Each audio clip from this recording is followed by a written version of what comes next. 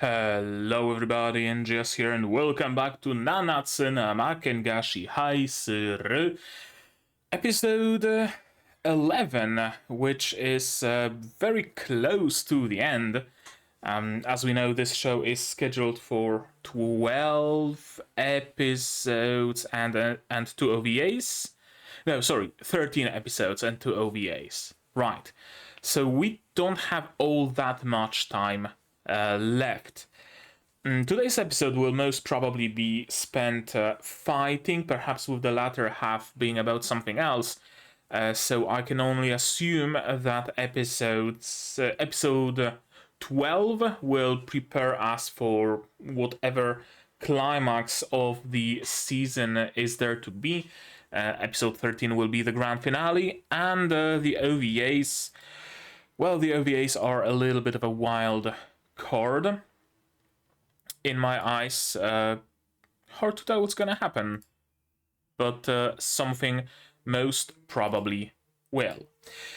Right, to sum things up, in the previous episode, what happened? Well, in the previous episode, one moment, sorry for that.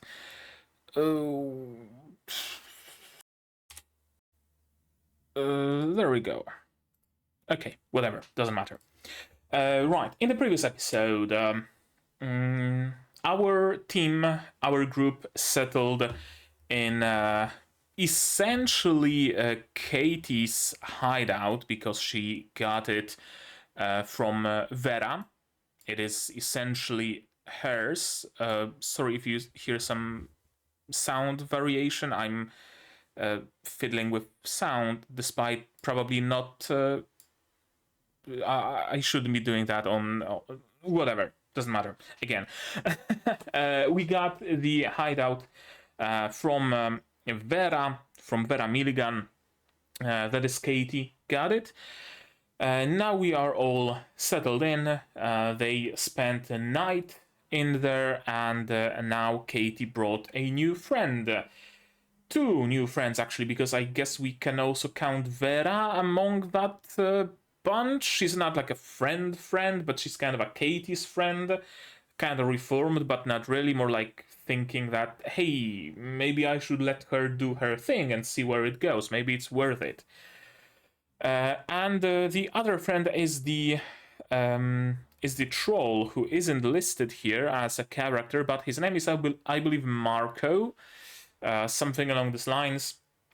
Yes, the speaking enhanced by Vera troll is also a part of our party. And Vera has also a new partner, that crawling hand that she called something like, not Mini Vera, not Mini Milligan. It was some portmanteau of some word and her name. I can't remember what it was, but it's a thing now, apparently, and she has a new hand, so that's also a thing. And then we set off to look for specimens, I believe. I'm still not sure why they decided to scour the labyrinth, really, but I can only assume it's because Katie wanted to find some specimen to experiment on.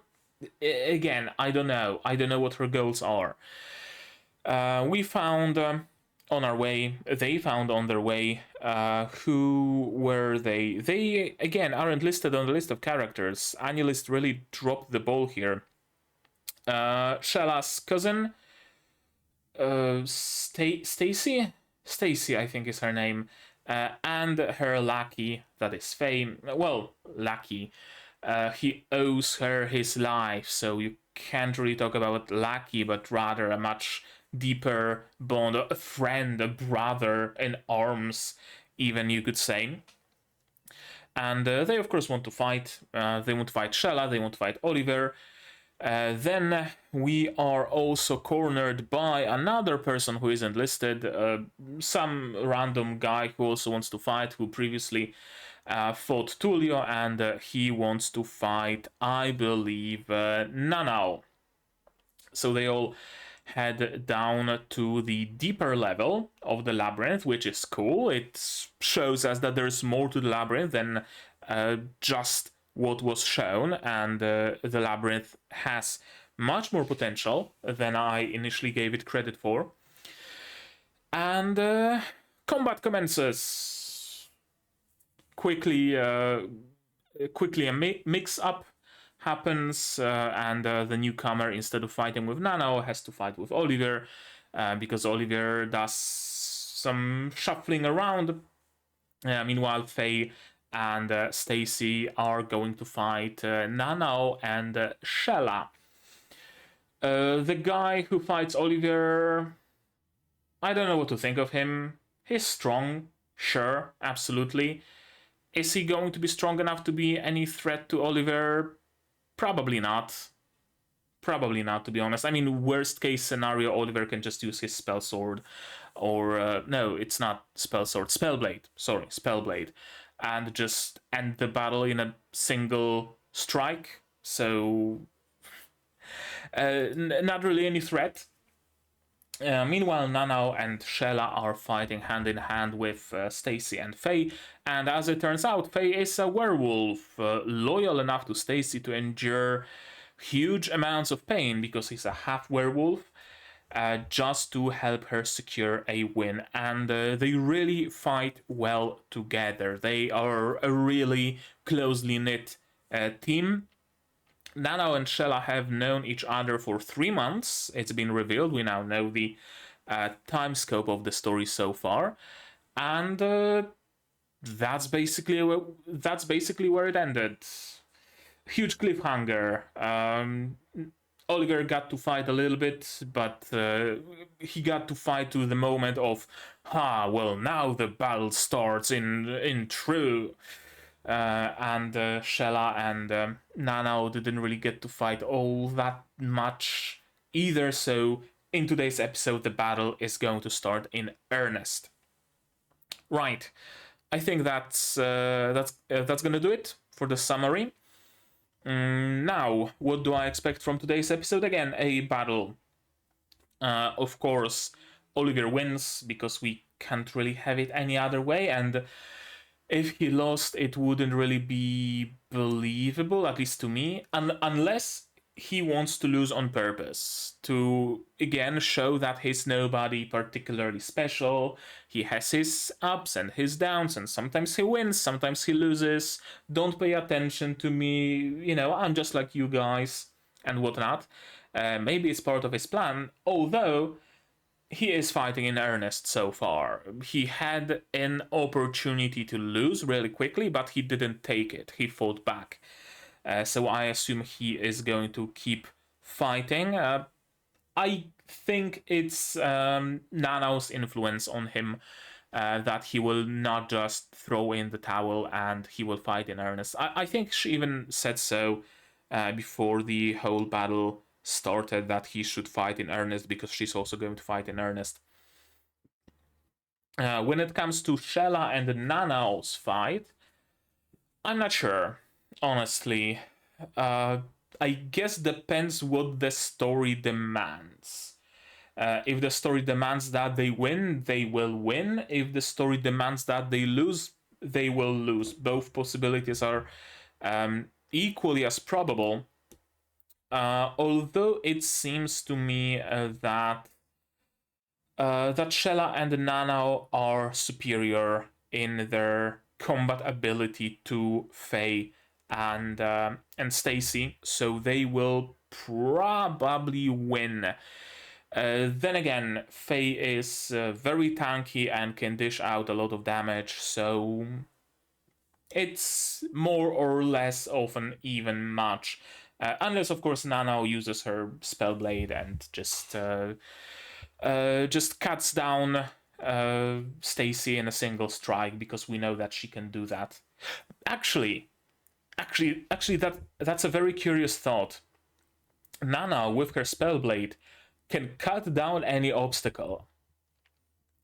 What if the obstacle to their win is the fact that Faye is half werewolf? Could Nanao just unwerewolf him. Just slash through his werewolfness and make him human. Or at least make him de-transform. That would be dope. That would be dope because it would actually show the versatility of her spellblade, sorry. We know that her spellblade actually can destroy, can kill obstacles, but so far the obstacle we've been shown is the time. So her ability can essentially be associated with, oh, she can teleport, or oh, she can freeze time, right? Something basic. Meanwhile, it seems to be much more all-encompassing, so it would be nice to see other uses of it. And Nano slicing through different, completely, completely abstract obstacles. Okay, I think I said enough. I've been talking for 11 minutes already, so it's time to wrap it up and start watching the episode. How about that? To do that, you will of course need your subs to follow along with me. I'm going to need my sound to hear what's going on. Oh, I struck the microphone, sorry. And I'm gonna have to ask you guys for your support on Patreon or YouTube monetarily down below, or not. Share my content, spread the word, costs you nothing, helps a lot. And with all of that out of the way, we're gonna start watching episode 11 of Nanatsuma Maken ga Shihai Suru in 3, 2, 1, go. Okay, in medias res. I was half expecting we're gonna start with the opening.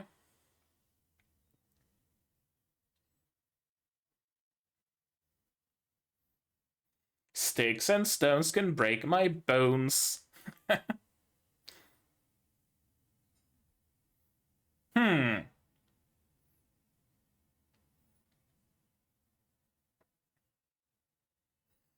Yeah, he seems very, like, desperate to win.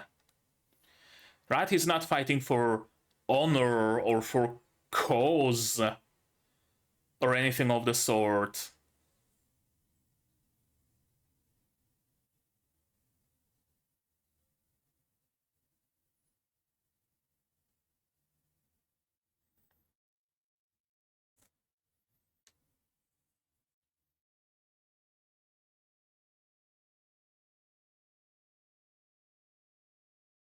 That's actually a good point. This is like close combat.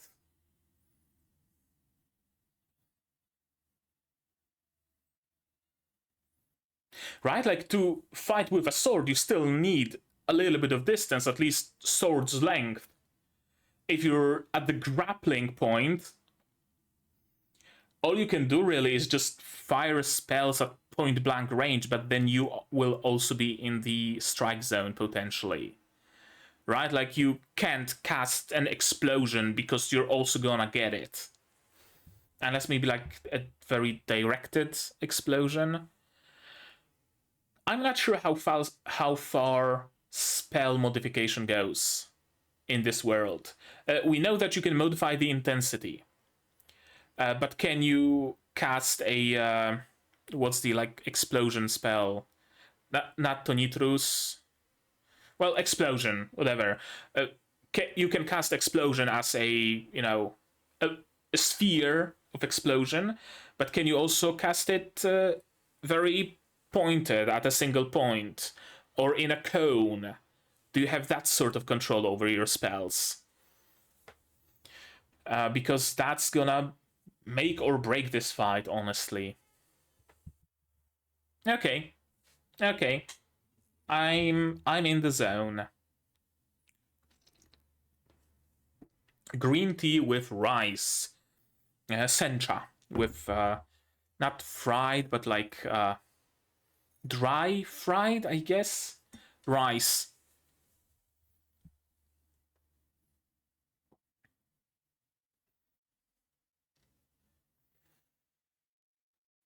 I mean, true, yeah. Nano doesn't really have many ranged options.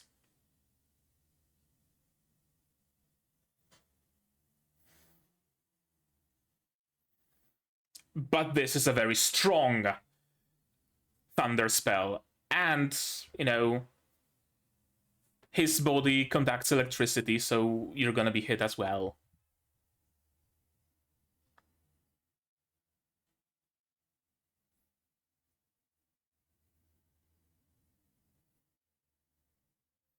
Yeah, okay. So that it can get to all the way to her. That's smart. We know how much the spell can be controlled. That's cool. Okay, you can still stand, apparently.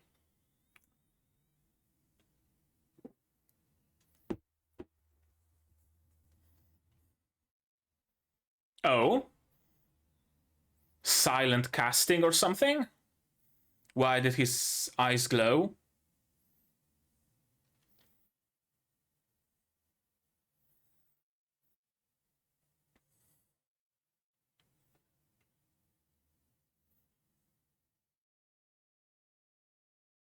They're at a standstill, essentially.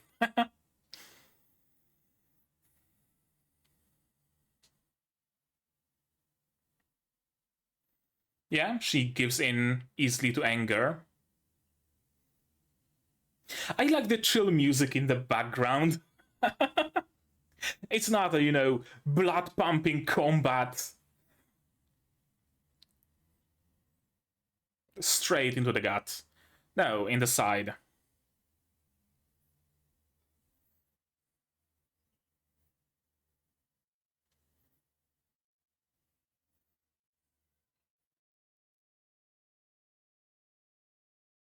Disarmed.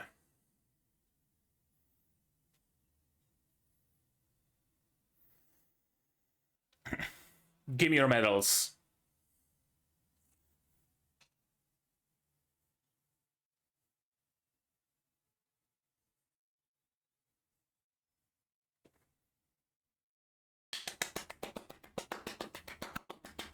Masterfully done.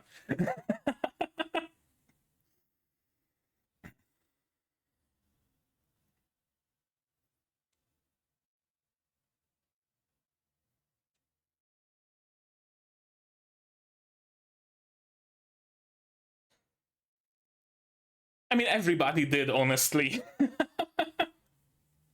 It wasn't the kind of, you know, adrenaline pumping combat with rock heavy, or at least as heavy as Japan can make it, in the background. No, it was a nice little.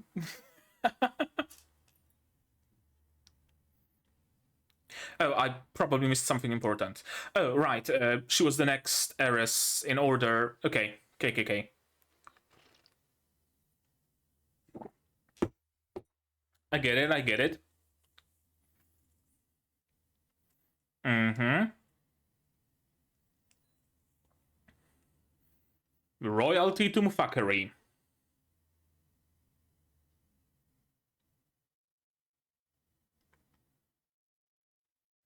Incest! Wow! They truly are royalty!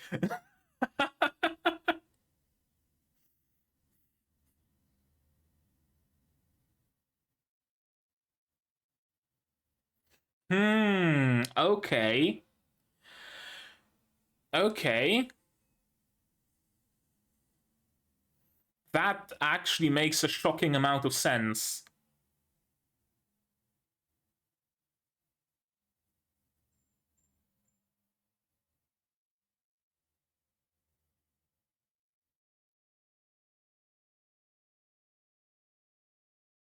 Yeah. Not like it's any sort of, you know, official duel or anything of the sort. Essentially a game jam organized by a single person.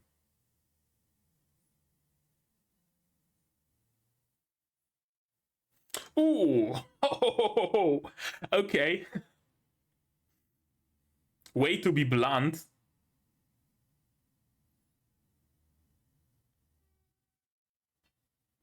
Oh, okay. She takes the angle of you are your own person, right? You're nobody's replacement, you are you. Yeah. Okay.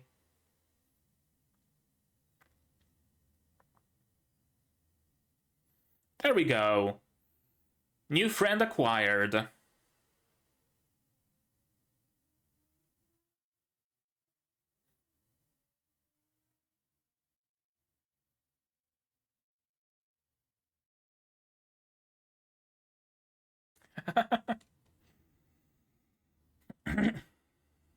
To lose again.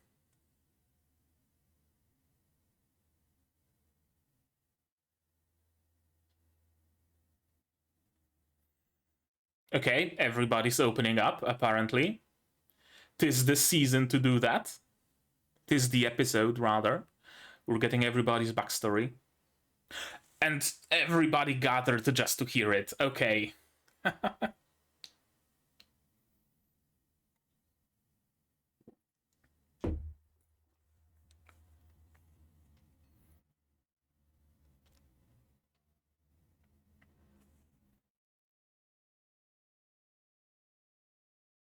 Oh, no. The Bulgarian opening. That's trivial to beat.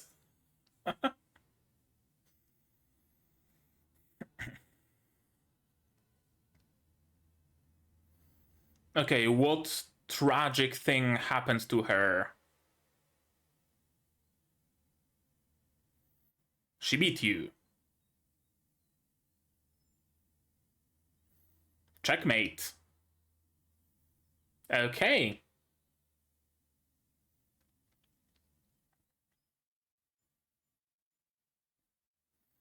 And then you swore that you will never lose to anybody ever again.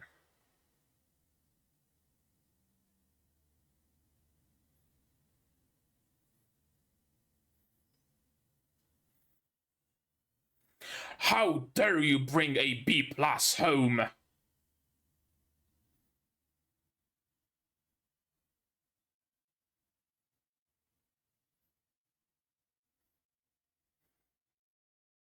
They are truly Japanese, aren't they?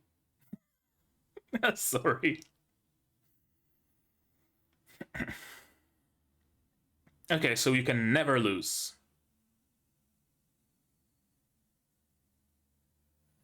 That's what it means to be an Albright.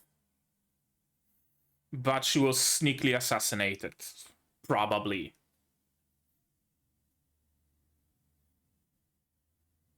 Yeah, okay.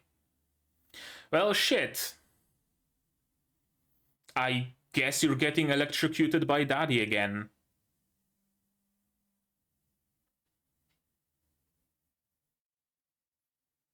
And he was correct. Yeah? This voice doesn't match this face.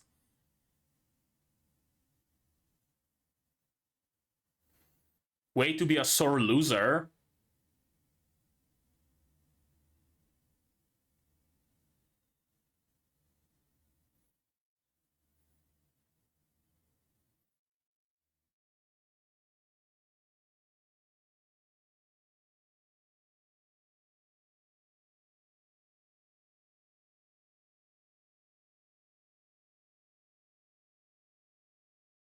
Ah, I have to kill all of you, or whatnot. Okay, that's his angle, gotcha.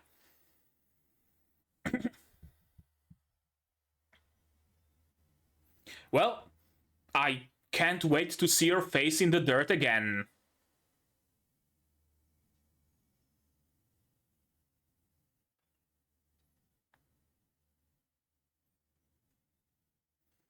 I had a little bit of sympathy for you for a moment. Nah, I wanna see your balls kicked in until they fall out of your mouth.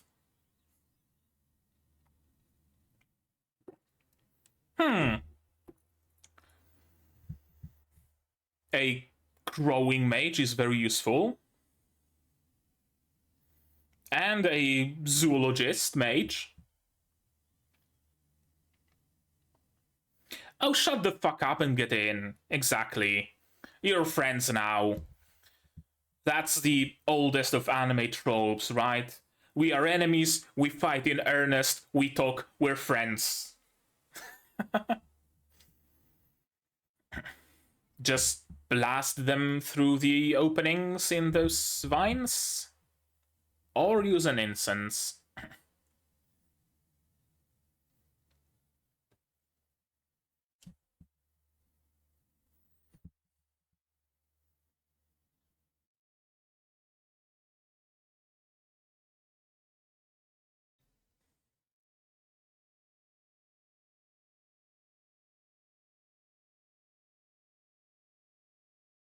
True. I'm with her. I'm absolutely with Nanao here.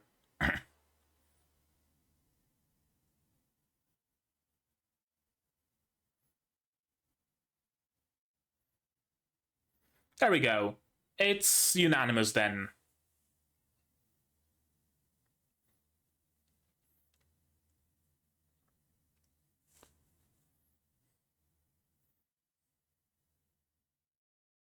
Yeah. We fight.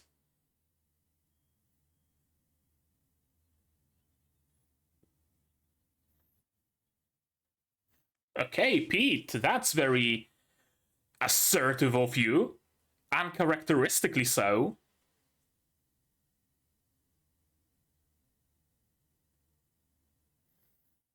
What does Marco think of this plan?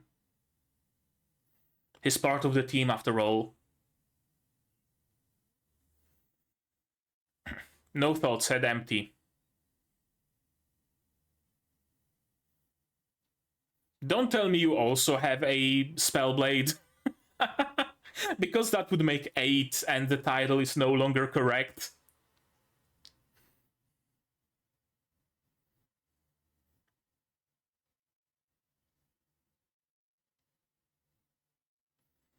And just keep blasting.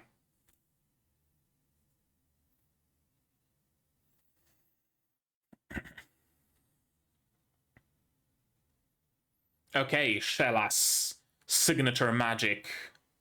Whatever it might be.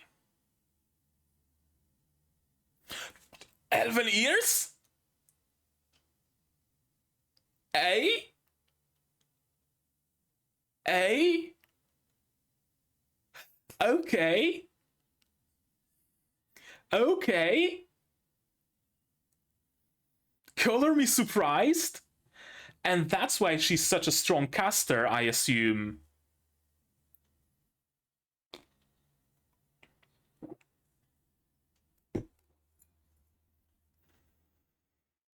No, Marco! Don't die, please! Magnus Tonitrus! Okay, just get rid of them all in a single fell swoop. If it was only double.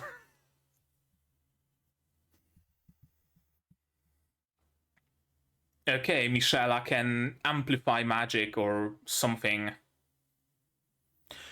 That's a good thing. She has her broom. Easy.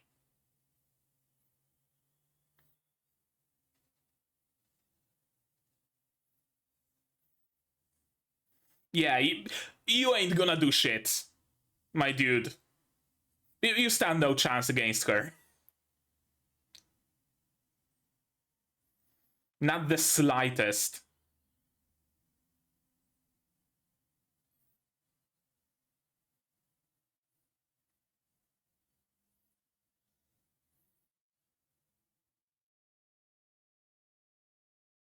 Okay, you tell him.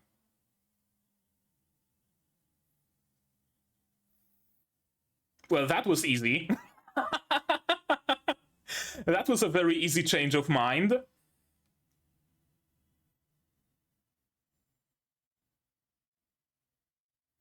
And a very easy win.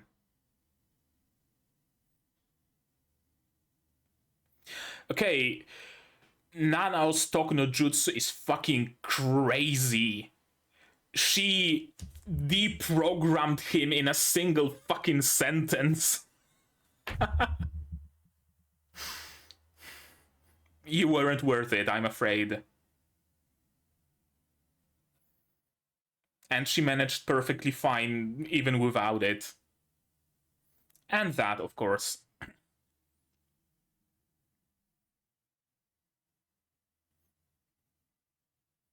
And that, I guess, as well.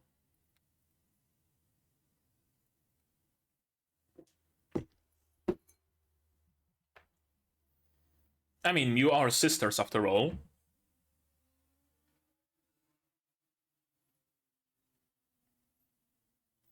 Elves like plants, what can I say?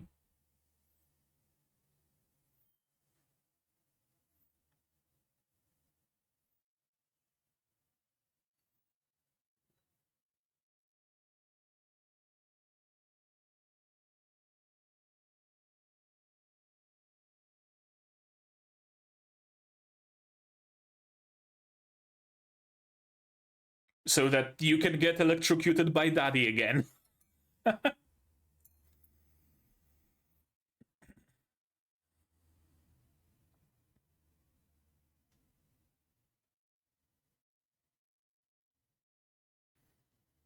Okay, that was a surprisingly positive resolution to this arc.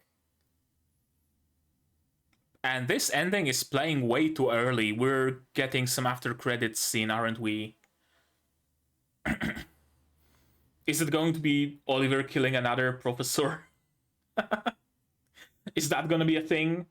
Professors die in after credits scenes? Wouldn't surprise me.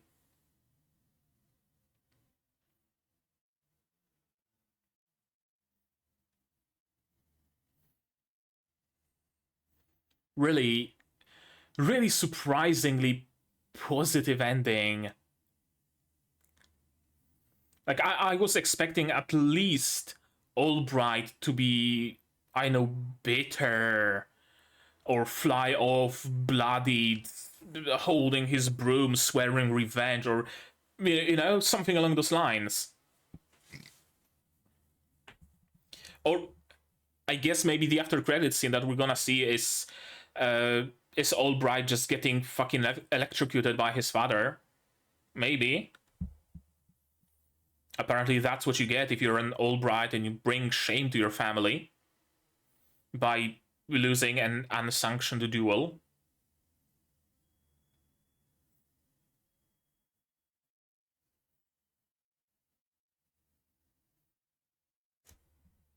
Yeah, after credits. Okay, what's going on? Monsters! That's what's going on.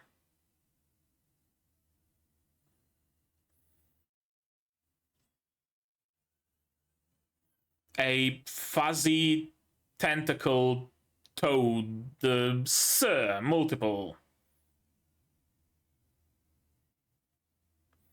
You're just leaving Albright behind. Okay, I guess that's fair.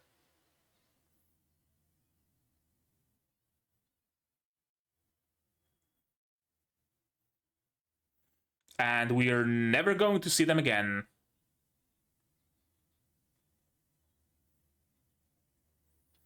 Nor him.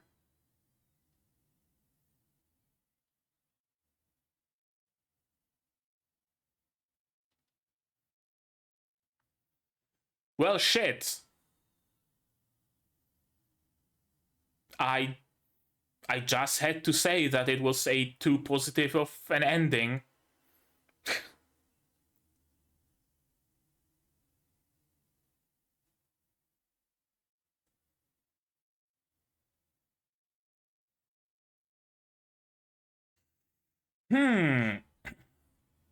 Couldn't have been a coincidence.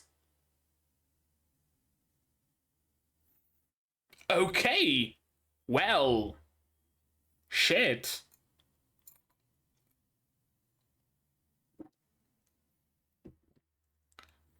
Okay, she knew something's up. She was planning on doing some experiments on something, and it went awry.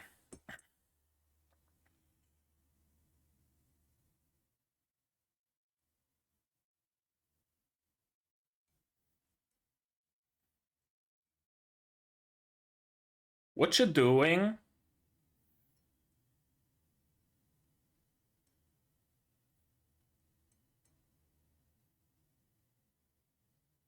Okay, at least they're not dead. They have just been captured and are being sucked dry by Ophelia, apparently, and I guess we have our finale. Possibility. Alright. Alright.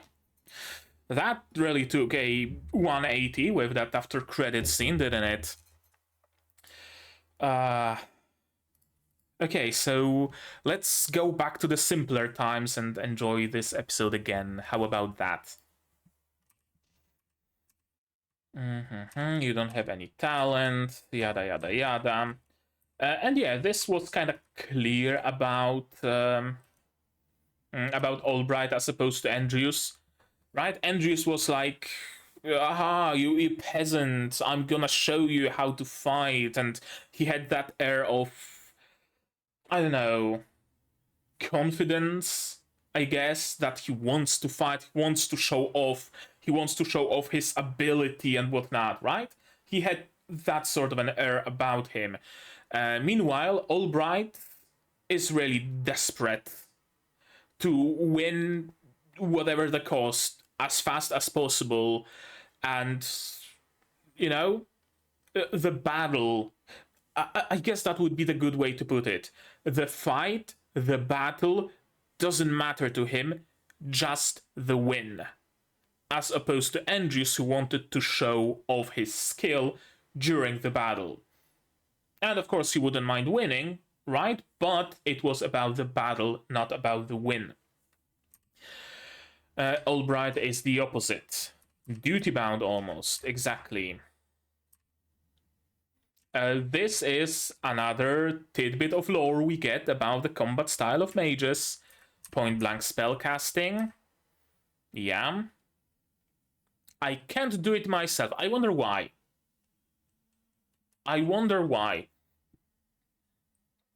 Is it like a special spell?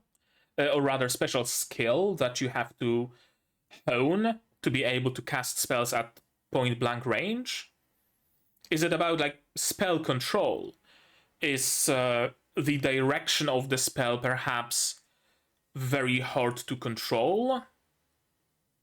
And you need to learn to direct the spell away from yourself in a cone or in a single stream away from yourself to be able to cast that point blank. Because otherwise, if you were to cast Frigus between you two, you both would freeze? Maybe. I'm not sure. We're even closer than sword range. And yeah, you are grappling. Neither of you can really use their swords. I wanted to say that neither of you can really use spells, but Albright has shown that he can, so I'm not sure why he didn't cast more. Maybe not Tonitrus, because he would just, shock himself as well, but Flamma, or what was the one that pushes away, I don't know, whatever, that push spell or explosion and directed away from himself. He knows how to cast spells at point blank range, so I assume he can cast other spells, not just Frigus. Unless Frigus is one of the spells that are actually usable at point blank range. Maybe, I don't know. I wonder if it was explained some more in the source material at this point. If it was, I guess tell me in the comments. If it wasn't, if it's something that gets touched upon later, then please withhold that information. Or maybe say it on the Discord here and spoiler it up so I can so I can read it whenever, I know, this season ends or something. I think that's enough for you to win, no, but yes, actually. Yes, actually.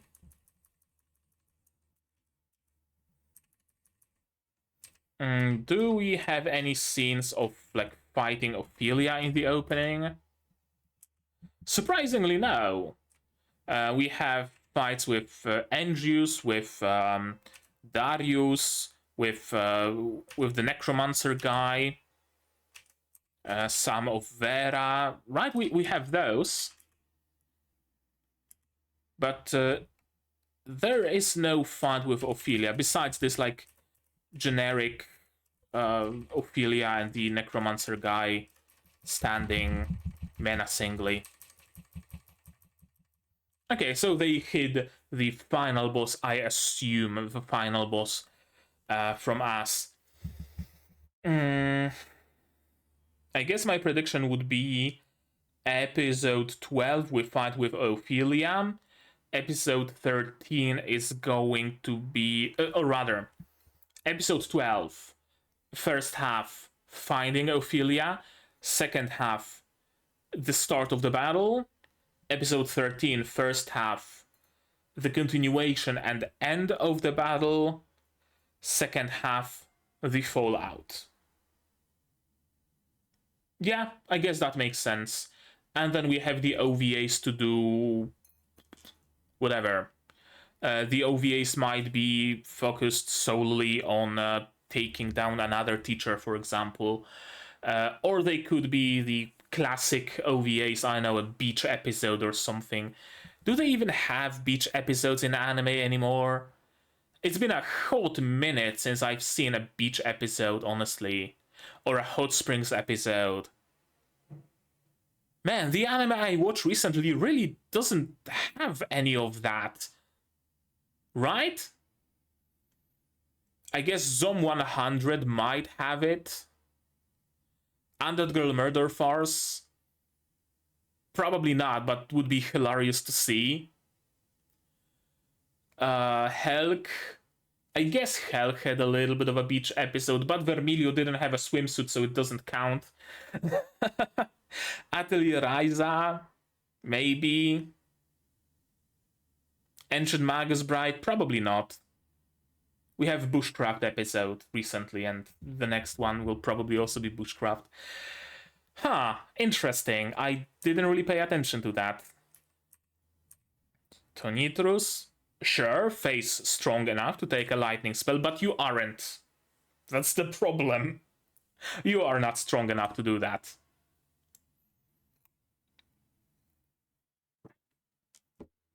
And this was actually a 5-head move from Shella, that she didn't aim Tonitrus directly at Stacy because she would know that it's coming for her, and either Faye would block it or she would cast a shield or something like that. Shella cast it at the ground, and Stacy doesn't touch the ground, Faye does. So obviously Shella is trying to take down Faye, the strongest opponent, first. But spells can be modified. That's cool. I love it. I love this detail. I love how we learn progressively more about the magic and about the world. Right? I love how we don't have any sort of a lore dump.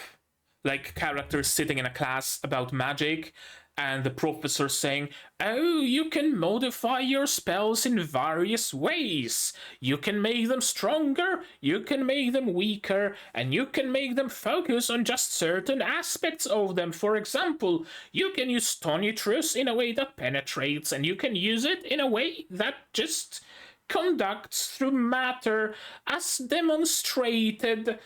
Right? There wasn't anything of the sort. We learn as we go. Because the characters themselves know that spells can be modified. They aren't newbies at casting spells, maybe besides Nanao. So there's no point explaining that.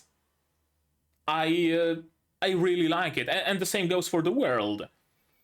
Right? Nobody explains what a fucking elf is, because elves exist in this world, and I assume everybody knows what the fuck is an elf, so it doesn't need explaining. Right? This is cool. Very gradual building of the world and building of the magic system, of the combat system. Right? We got a brand new thing. Close combat. That wasn't a thing before. Nobody told us about it during fencing classes. It happened naturally, organically. Yes. I love the world building in the show. I love how well it's handled. And I can't help but come back to that one episode of what was it? Recreators. That was an episode where I dropped this show. I might pick it back up if you guys maybe really want me to watch it.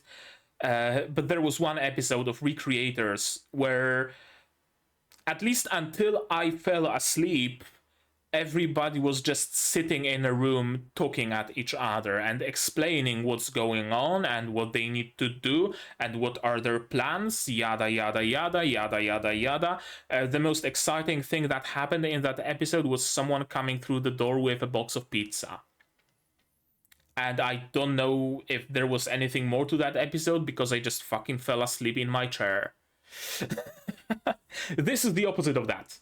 This is the exact opposite. There's zero exposition. There's zero talking instead of showing. Everything is shown. And characters don't act like idiots who don't know the world around them. Nobody is telling another person, here you have a gold coin for your deeds. This gold coin is equal to 100 silver coins, and every silver coin is equal to 10 copper coins. I hope you remember how currency works in our world. Of course they fucking do. They live in it. There's none of that. To electrify not, yeah. Not Faye, but Stacy. Meanwhile, they are at a standstill. You still lack mental training, Stacy, yes, and so does Albright. He also is very impatient, and that gets used by Oliver. I need to break this standstill, so he does, and that's his downfall. Give me your medals, bitch. And Stacy also loses. Right, and we get a full proper explanation of the tomfuckery that's going on at their family. One of the reasons branch families like hers exist is to prepare for death in the main family. So essentially there is the main branch, there is side branches. If the main branch ends because they have no heir, either some side family becomes the main family, or maybe they transfer the youngest child from that branch to the main branch to supply an heir. And that's actually genius. That's actually genius. Very, very reminiscent of how actual royalty worked, kind of, sort of, I guess. Actual royalty, also kings, would have a lot of offspring. Sometimes they would be their legitimate children, sometimes they would be bastard children. But here's the thing about bastard children. If all of your legitimate children die, you can legitimize the bastard. You always have that fallback. You always have that, that possibility. This is essentially the same thing. Except, like, I guess, more intentional. It's not like, oh, whoopsie doodles, king had made another kid. No, this is like purposeful. The head of the family just goes around impregnating women in all of the secondary families to just have backups. Yeah, if you were to die, she could take your place. I was kind of close.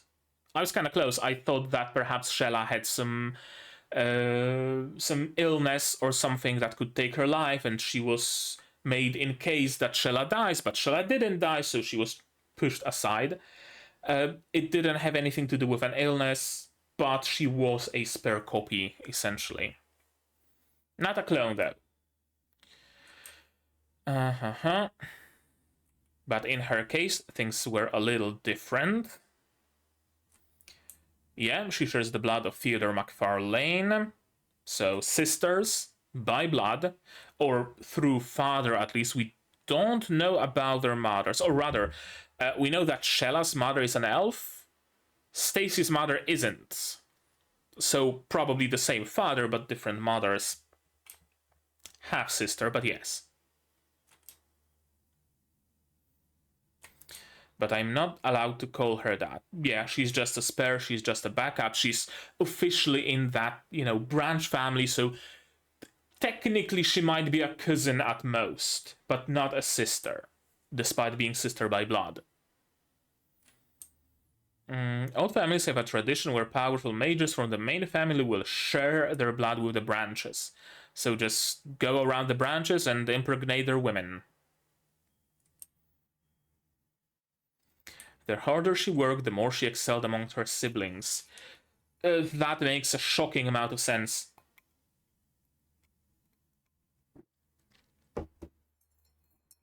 The more her father, the official father, not the blood father, shunned her because his own children weren't as capable. So Stacy's existence was a constant reminder that, well, shit, my sperm isn't as good as my brother's. and that's why she was shunned. It genuinely makes a lot of sense. And explains her character so much. Yeah, it made him realize that his own blood was inferior to that of the McFarlanes.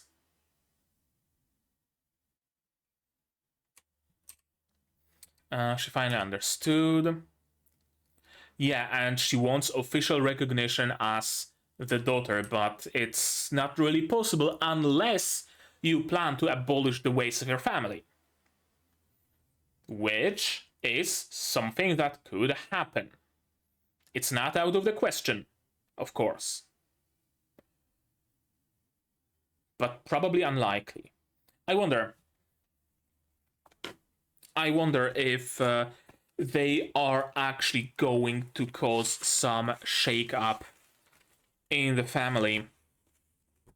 If they are actually maybe start calling each other sisters or something, or maybe Theodore is officially going to acknowledge Stacy as his daughter, or something that goes against the traditions, the values of the family, but is more ethical, I guess you could say.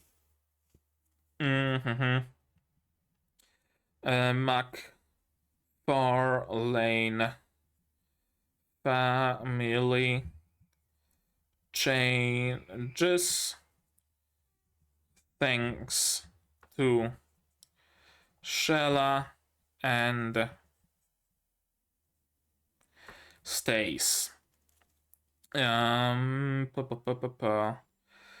Calling each other sisters,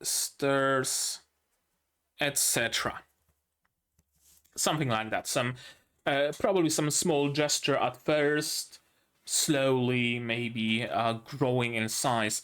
I don't expect that to be something that takes place within this season. I don't really expect that to be handled particularly early in the source material even, but I do expect it to resurface eventually, in the source material at least. Maybe the anime will get to that as well, I'm not sure. Yeah, even if she did beat you somehow, that dream would never come to pass, indeed. But she had nothing else. Initially I thought that it's just Nanao being her blunt self. You couldn't possibly take Shella's place. You're way too weak. Shella is way stronger than you. But no, that's of course not her angle. Yeah, you're not a replacement. You're not a hammer that I can use instead of a different hammer. You are your own person. Nanao's Toku no Jutsu is mad crazy. Usually it's the protagonist who has the Toku no Jutsu powers, right? Talking their enemies out of combat and whatnot. In this show, it seems that Nanao has it all. She has all of the Toku no Jutsu. Yeah, I want to know the person who proudly fought Shella head on. There we go, friend acquired. And now we get his story. He didn't just tell it to Oliver. He just gathered everybody. Listen, that's important. I have an announcement to make. I need you to hear my backstory. Servant girl playing chess. She was always winning. She was always losing. One day he lost and got electrocuted for half a day for it. You are not allowed to use if you are an Albright. And the girl was also killed alongside her entire family, and their house was burned. And that's where he took the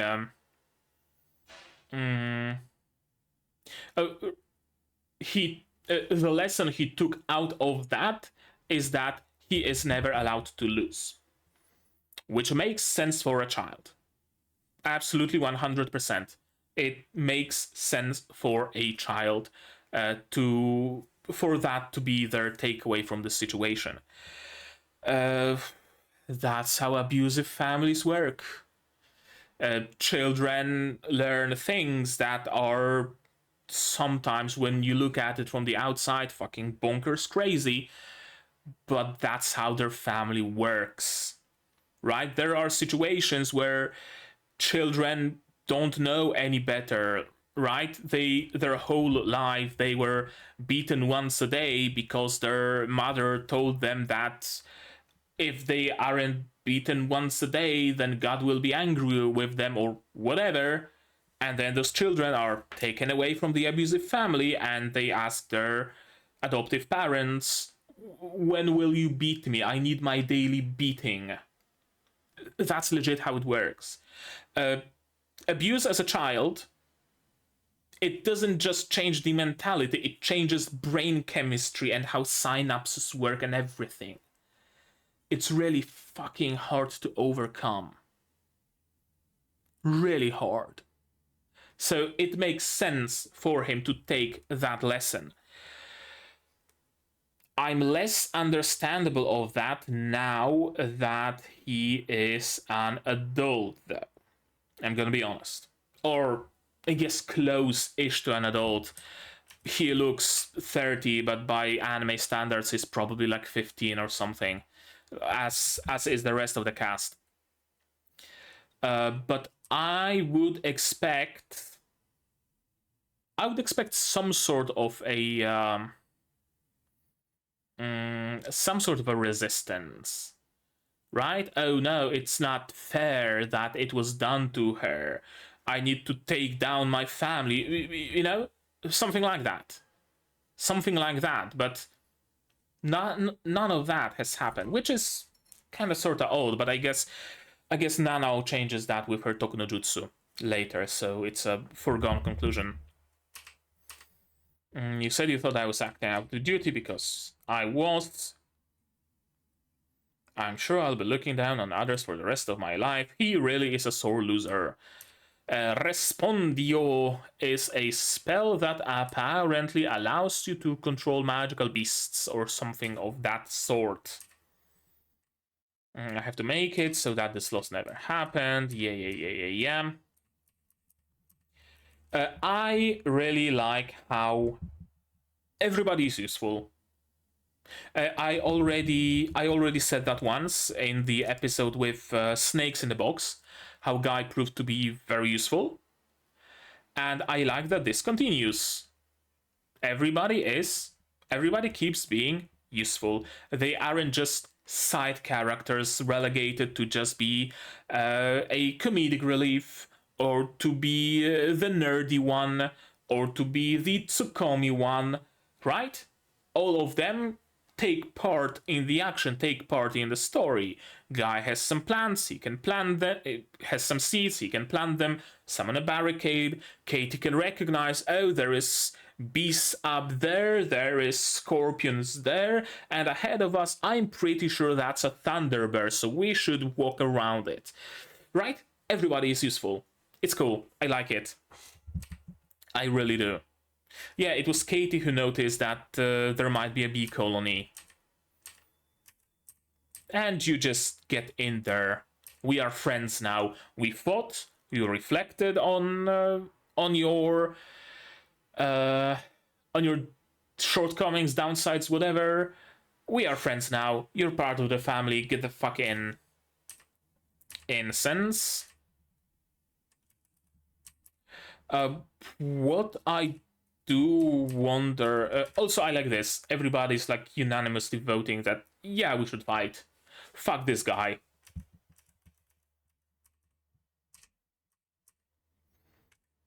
Yeah, I want him to taste the proper defeat. I'm prepared to fight people who are being unfair. Yeah. And Pete says the best thing. We didn't come here just to slow you down. Don't think of our sakes. We are here because, you know, we want to be here of our own volition. Don't act as our dad. But let's just fucking get it over with.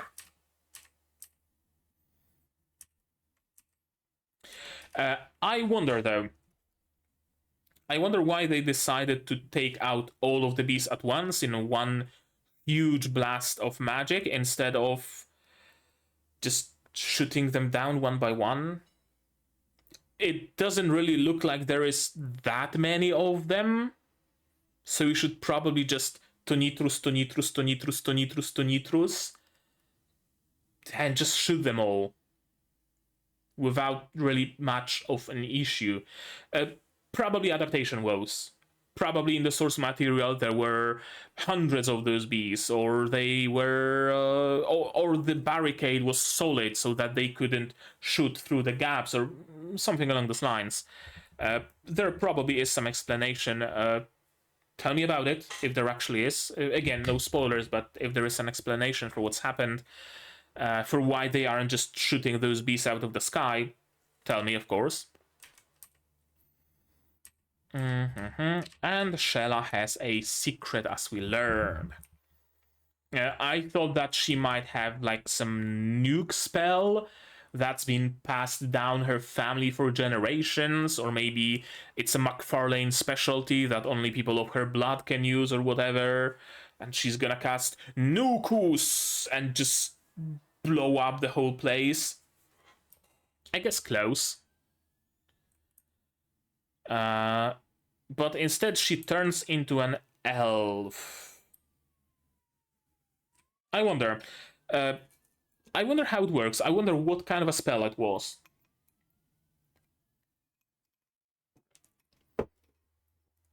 Was it actually a transformation?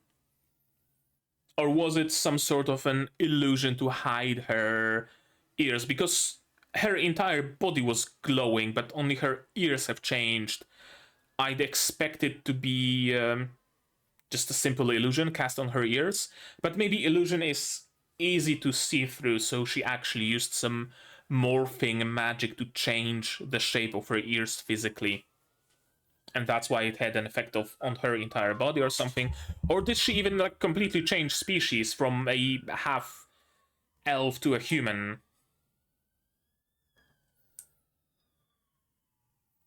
I'm sure some of you already know what this means. Apparently there were rumors about it. Half human, half elf. The story that Lord McFarlane took an elven wife was true. And I guess elves are really, really good at magic, which is another reason why Stacy never really had a real chance against her. Cool. Cool. Also, I like how... I wonder what's gonna be Katie's and Guy's thing. Because that's already two people who are special somehow. Like, discounting Oliver and Nanao, of course, right? Pete is a reversi. Now we learn that Shella is a half-elf. What's gonna happen to Guy and Katie, I wonder? Something has to happen to make them more unique, I believe. Unless they will be relegated to be the normal ones of the group, which is also possible. But what is also possible is for maybe Katie to modify her body like Vera did, for example. Maybe for Guy to get a mechanical arm. I don't know. Stuff like that. Maybe. if nothing is like revealed about them, like guy being a half dwarf or whatever, then maybe they will become special somehow. That's gonna be interesting. Actually, I'm gonna note it down. Guy and KT become special somehow, like Pete, not Pita. Pete and Shella. And that's gonna be a page of notes already. It's a good thing I left the whole another half a page. It should suffice until the end of the season, I hope.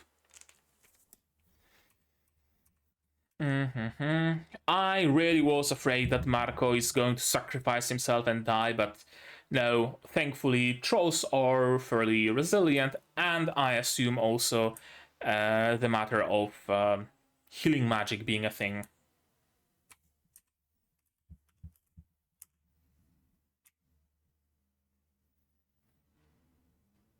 Magnus Tonitrus. I guess that's double casting. I was kind of confused what double casting refers to, because double casting would mean that it's two people casting the same spell, but maybe it's about casting two spells at once. But I don't think it's casting two spells at once at the same time, because I don't think Magnus would do anything on its own. It really sounds like a modifier, so it can hardly be called its own spell. Like, if you were to cast water and electricity at the same time to create a stream of electrified water, that's what I would call double casting. Spell with a modifier, not so much. Or maybe he simply didn't know that there was more than two people involved in a cast. That's why he assumed it's double casting. And all of them taken out in one fell swoop. Double incantations put too much stress on the caster, but elves are exempt from it. Interesting. So it's probably not that maybe. I'm not sure, actually.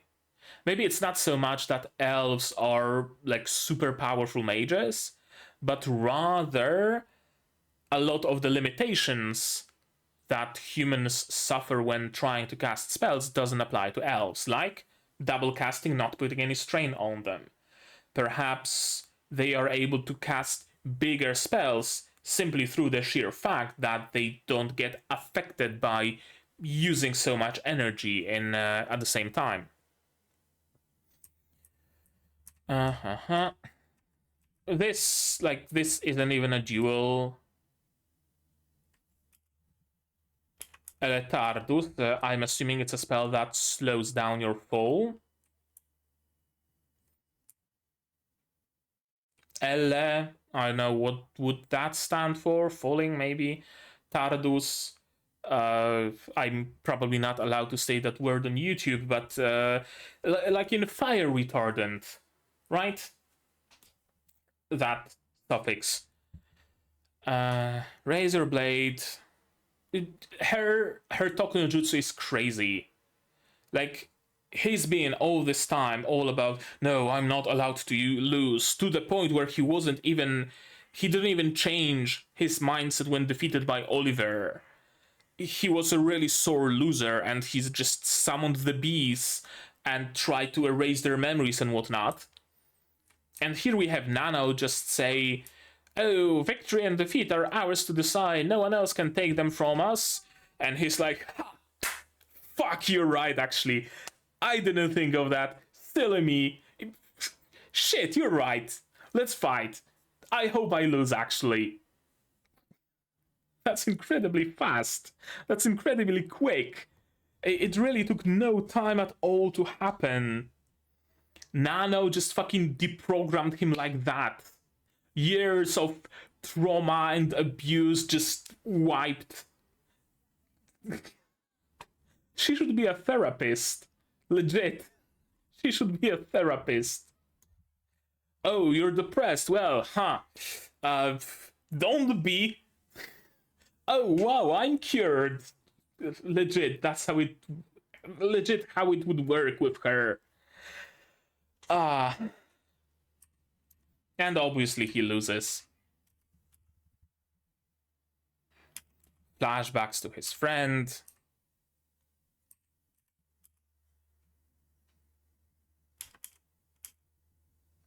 Okay, you knew. Interesting. Okay, so she knew that Shihai have elf, but she didn't know what exactly that means. She didn't know that it means her ears are longer or that she has any particular power. You could have used that? Yes, I could have, but it's kind of a nuke, and it really wouldn't feel right, just, you know, mowing down first years with my magic elven powers. It wouldn't be fair. And also, if I rely on too much on my body's innate powers, I'm gonna not rely on my learned abilities, and that's gonna hamper me. That's gonna, make it so that I can only use my elven magic, and I don't know how to cast Tonitrus properly. Makes perfect sense. And also wanting to fight as long as she could. All things considered, that fight was really fucking short, though. It actually ended with just a single spell cast by Shella, so it really wasn't that long of a fight. She really didn't do a good job prolonging it. Unless, again, it was different in the source material, which I assume it was. And yeah, Shella actually liked you. See, you hated her the whole time, but Shella likes you. Shella cherishes you. Your family, your sister. Right, even if I can't call you my sister, even if you live in a branch family, shit, we're still family. Vin Diesel would be proud. And of course, she's a tsundere. Let's fight again sometime. And after credits scene, powerful magical beasts. I really thought that they might just fucking die. Although, rather, when he was taken by the beast, I was fully expecting that he's going to die. When Faye was taken by the beast, I started doubting that a little bit.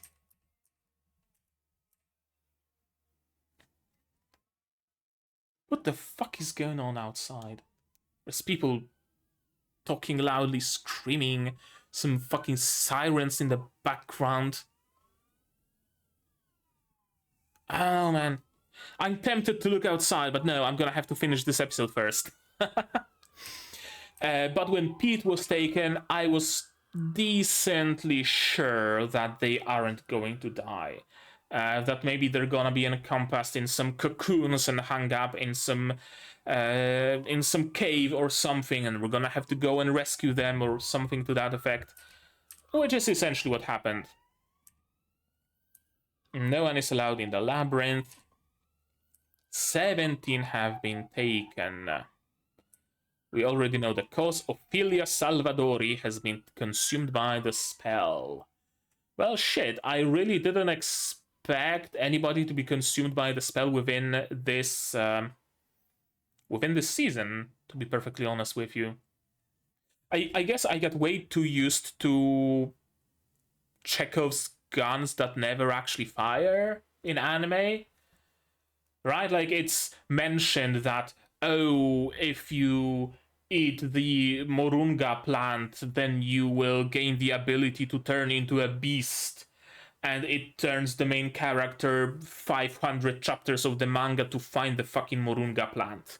And it's never actually shown in the anime, whatever other adaptation, right? I'm used to that, so when it was mentioned that, oh, sometimes you get consumed by a spell, I was fully expecting this to be something, way, way in the future. And more along the lines of maybe Pete getting too ambitious and getting consumed by the spell, so we need to help him. Or maybe Oliver getting consumed by the spell, and Nanao has to help him. Or maybe Nanao overusing her magic and getting consumed. Or, you know, I was thinking more in those categories. I wasn't really expecting a secondary background even character to be consumed by the spell off screen in the background, and for that to become a plot point. I really did not expect that, so bravo.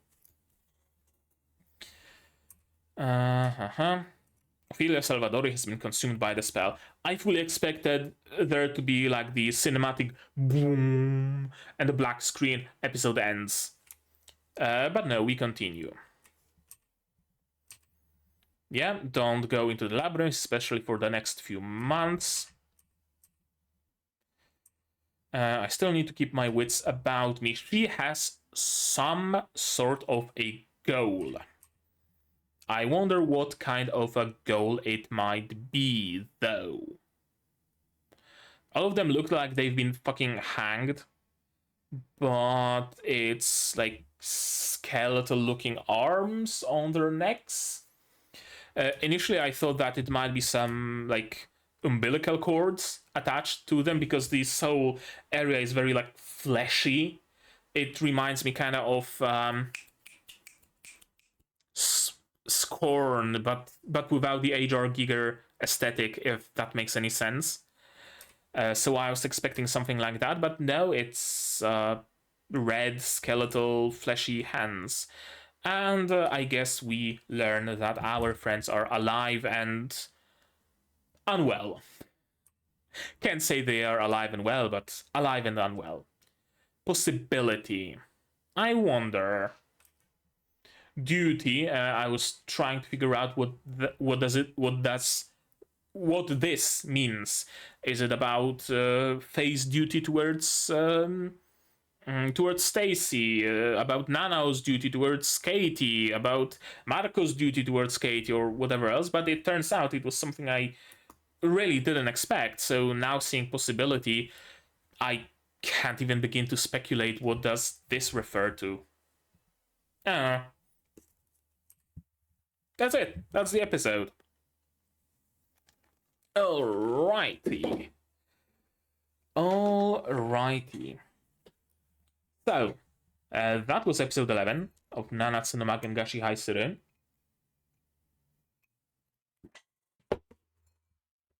It was great, as always. Continued from a cliffhanger and ended in a cliffhanger. Probably the worst kind of an episode there can be, right? Like, you get the resolution of the cliffhanger and, oh, whew, okay, I can now see this, I know what's gonna happen, the cliffhanger went away, and then you are served another cliffhanger. And I can't wait for the next week, absolutely. This was a thoroughly enjoyable episode. I especially loved how nonchalantly the battle was treated in the like early part. It was set up to be like this big thing worthy of a cliffhanger, right? Oliver versus Albright, Nanao and Shella versus Stacy and Faye. Who's gonna win? What's gonna happen? Anything can happen in this battle of strength, right? And then we have some nice classical piano music, and we're just chilling, seeing Oliver just wipe the floor with Albright, seeing Chella and Nanao wipe the floor with Faye and Stacy. That fight wasn't the point. We were baited and switched. We were baited into believing that this is the important part. It wasn't. The backstory of this character, that's what was the important part. That we get to learn about Stacy's past, that we get to learn about Albright's motivations. that we get to know those characters better. That was the point, not swinging swords. And of course, establishing more things for the sake of world building, like spell modification, close quarters combat, and whatnot. That's cool. That's cool. I expected a very important, big, huge fight. That wasn't it. That wasn't it, but I don't mind, because what we got was perhaps even better, honestly. We can have a fight anytime we want, really, with anybody, especially now that the whole competition is underway. But this was supposed to tell us about those characters and develop them, I guess is my point, and I'm spinning in circles. It's really weird how quickly Albright was swayed by Nano's words, though. I guess if there's one criticism I can have towards this episode, that would be it. Because, sure, okay, Stacy was also turned quote-unquote very quickly by Nano's words, but it made sense because she learned new things that she didn't know before, right? She learned that Shella cares, that she doesn't hate her, that she sees her as a sister, right? She had it explained to her by Nano that, hey, okay, you got it into your head that you're just a replacement, but we don't see you as a replacement, we see you as your own person. Be my friend, Stacy. I want to be friends with you, Stacy, probably not McFarlane, probably some other name for the family, whatever. I want to be friends with you, not with Shella's replacement. And even if Shella died, do you think I would take you in her place? No, you two are both unique persons. So it makes sense for Stacy to change her mind and become much more mellow very easily. Right? It really makes a lot of sense, but for Albright, again, possibly adaptation woes, possibly there was much more to that. But the situation was essentially, I am full of childhood trauma of my father beating me senseless for any loss I might incur, so now I must win, I must win, I must win, I must win. Losing is cool, actually.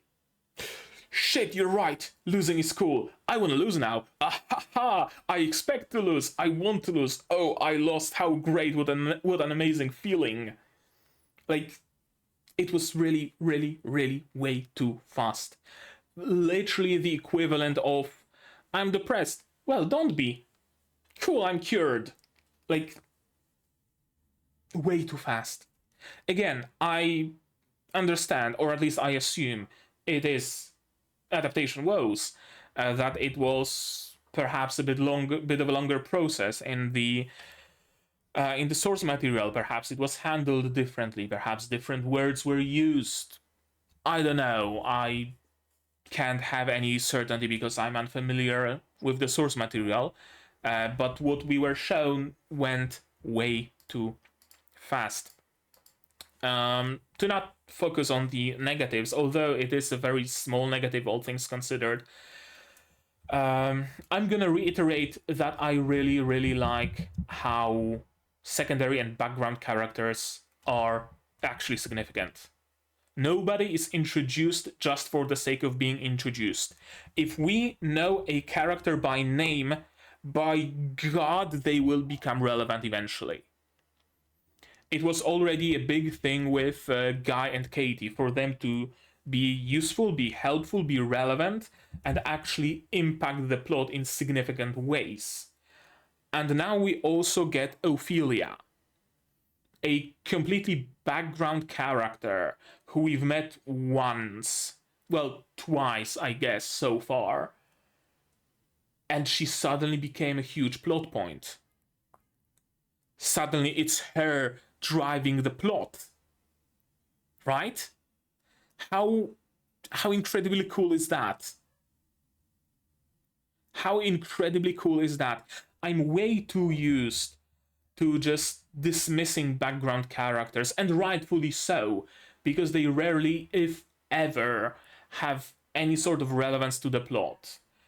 Besides maybe the, usual, oh, I don't know, the silly character fell down the stairs and hit a noble, and now we have to duel the noble. Or, oh no, the girl who is in love with the main character did something stupid to get a love potion, and now she's in trouble and we need to save her. Right? Besides those, secondary and background characters serve basically no use. Maybe provide some commentary, some tsukomi, or even worse, fucking explanation. I hate this the most. Right? Main character fighting in the arena during some, contest arc or whatever, and then there's the secondary characters sitting in the sitting on the bleachers saying, "Oh, he used the electrifying spell with twice the power. Oh no, how was he able to do that? I thought only the great mage Ozymandias was able to use twice the power." Well, of course, the great mage Ozymandias, who lived 2,000 years ago in the continent of Athia, was able to use it, but apparently our friend is also able to. This is the absolute worst. This show actually utilizes its secondary and background characters and does it properly. They are actual characters, they aren't just plot devices. They aren't just there to speak at the viewer or just be tools to drive the plot forward. They are characters, and yeah, that. I need to stop myself from talking a lot about it, but I masterfully done. Absolutely, I love it. So now all that's left is to wait for another episode and have more of this goodness, and I cannot wait. What's gonna happen? How will the confrontation with Ophelia look? Are we going to fight, or are we just going to use Stock no Jutsu? What are Ophelia's plans? That's my biggest question. Why is she using those, I don't know, umbilical cord hands to suck out life force out of her fellow students? It's some sort of a project she's working on, but what the fuck is it? I'm not sure. I don't know. I hope we learn about that. But yeah, right now that's gonna be it. I think I've already been talking for almost an hour and a half, so that'll do it. So, you guys, tell me now, what did you think of this episode, of my reaction, my theories, down in the comments below, and no spoilers, please, as always. If you do want to talk spoilers, Discord is here, also in the description. You can use it to talk spoilers to your heart's content. Like this video if you liked it, dislike it if you didn't, but tell me why so I can improve. Subscribe to the channel to be notified of future releases of not only Nanatsu no Maken ga Shihai Suru, but also Ancient Magus Bride, Zom 100, Atelier Ryza, Magia Record, and others that elude me. But I have plenty of them. Look at my channel. And I also stream sometimes, so you might want to click the bell icon to be notified of when I go live. Support the channel if you want monetarily on Patreon, linked down below, where for $10 a month you get early access to non-seasonal shows like Magia Record, and for just $1 you get a role on the Discord and a place in the credits. And if you want a role on the Discord, you can also get it through YouTube membership. It's a new thing. You might want to check it out as well. And if you don't want to spend any money whatsoever, share my content, spread the word. It costs you absolutely nothing and helps the channel a lot. And now, with all of that out of the way, that's gonna be it from me for today. So as always, you guys do all the good stuff. And I'm gonna see you in the next one. Cheers! And here's my wonderful Patreons: QB Without a Net, The Corporal Survivor, Zetran, Zayrainer, Akamancer, Marsh, Vassal, Dr. Wotukela, and Hans Peter. And you can join them without having to be talked at by Nanao.